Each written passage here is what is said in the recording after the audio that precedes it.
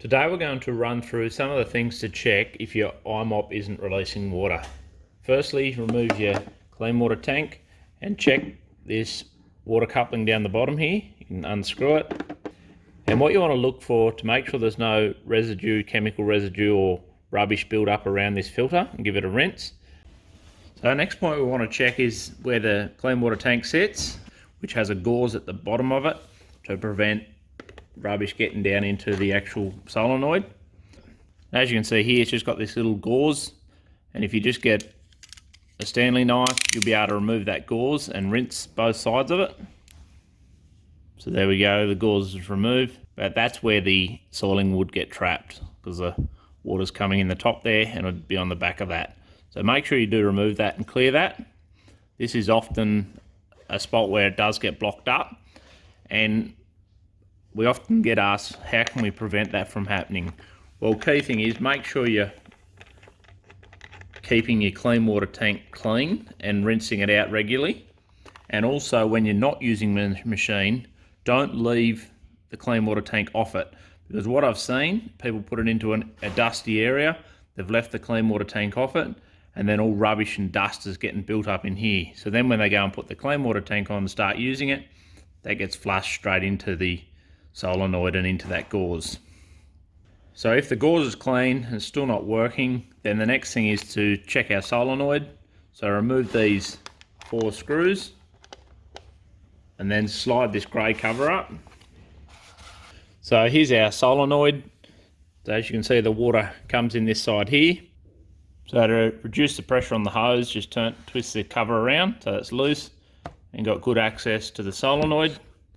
Next we need to remove these 2 screws, and you'll need a Torx screwdriver for that.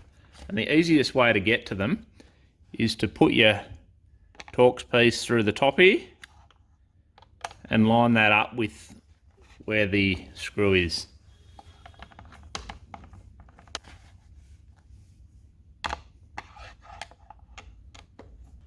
So what can happen if dirt passes in through the tube, gets into this piston here, and then dirt surrounds the piston, then it traps it, and therefore it can't go up and down when the coil is activated.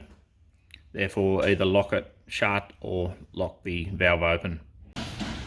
Alright, next step. Now for the purpose of this video, I've removed a solenoid from the machine, but I do want to note it's not necessary to remove the whole solenoid, disconnect the tubes to do this next step that I'm about to show you. So be aware of that. If it is already installed in the machine, the solenoid's not working, you can conduct this without removing the tubes and removing the whole solenoid. So what we need to do is remove this nut on the top here.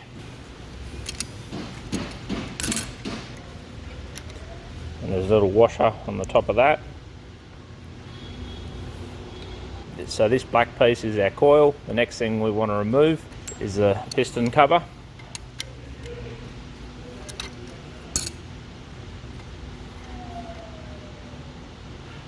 Alright, there we go.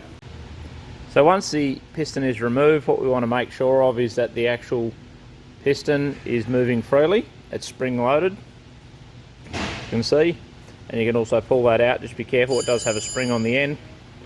Check that it's all clean inside. And what generally we find is that there's dirt or rubbish inside here that is getting on top of where the water comes out in the center there. Therefore the rubber on the top of this seal is not sealing that off so water flows through. Otherwise the dirt that does get into this chamber is getting down beside that piston and therefore doesn't operate up and down. So remove that, give this a good rinse out with a bit of water. Then we check our coil. So what you need to do, put it on your ohm setting. We want to test for resistance. If this was open circuit, like as you can see, I'm not connected to now, therefore it's open circuit. And then you just connect it onto your wires, and it should give you a reading of about 100 to 130 ohms, somewhere in between. So there we go, 120 ohms. So that's telling us that the coil is in good condition, because what would normally happen if the coil was burnt out, that would be open circuit.